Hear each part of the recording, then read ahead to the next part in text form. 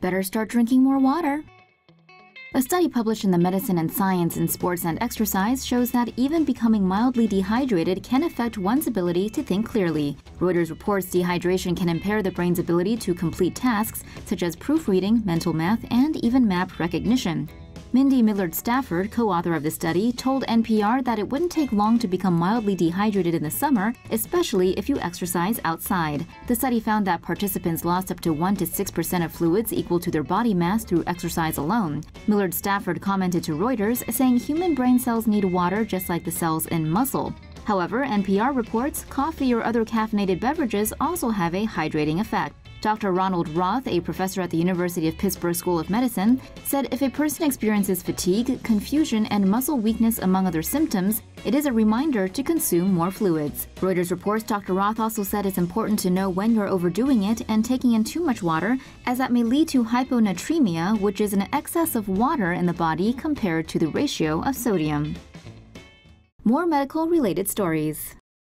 Limitless blood supply is not too far off. It's taken nearly 2 decades, but scientists may finally have the recipe to create stem cells, that wellspring of life and holy grail of regenerative medicine.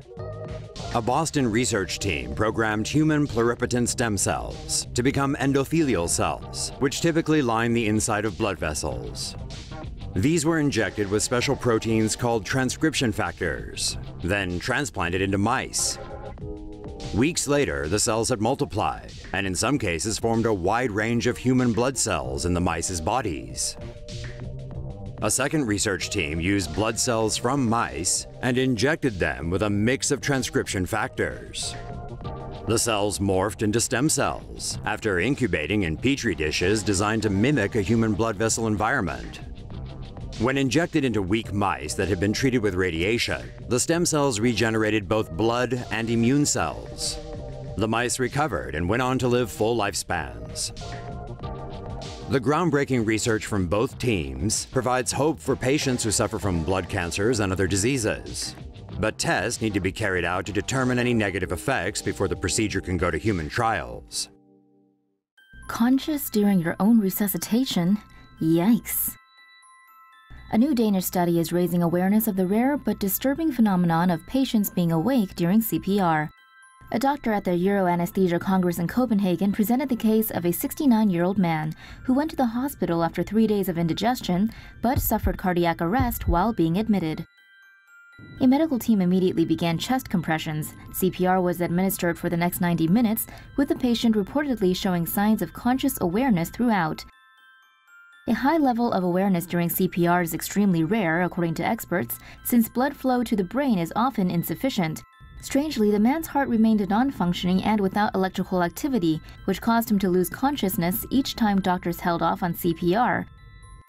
Despite being given several shots of epinephrine, his heart failed to restart on its own. The man eventually died after compressions were stopped for good. An autopsy later revealed that the patient suffered a complete aortic dissection, a lethal condition in which blood is forced between the inner and outer aorta layers. Since the decision to terminate CPR happened while the man was still conscious, it raised serious ethical questions, including the use of sedation when resuscitating patients. That poor woman. A British woman has lost nearly all of her limbs, all because of one hospital's medical blunder. On Christmas Day 2014, Magdalena Malik had to get surgery at Luton and Dunstable University Hospital after discovering she'd suffered an ectopic pregnancy. While in recovery, she developed a high fever and rashes on her legs, both classic signs of sepsis that doctors then misdiagnosed as an allergic reaction. Her condition led to kidney damage and septic shock, but while the kidneys were saved with dialysis and a transplant, her gangrenous limbs were too far gone. After waiting an agonizing 6 months, Malik's decaying legs, arms, and fingers were finally amputated. Sadly, her relationship with her partner broke down during the trying ordeal, and she has had to cope with the disability on her own, including relearning basic, everyday tasks.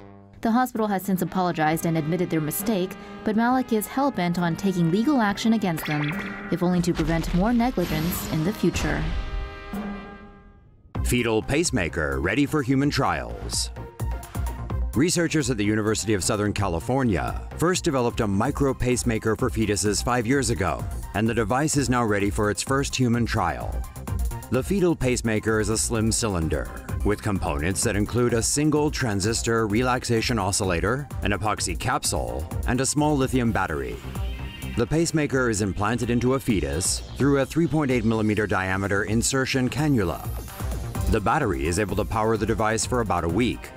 When the power runs low, a high-powered field generator can be used to generate a radio frequency magnetic field outside the body. This wirelessly recharges the battery through inductive coupling.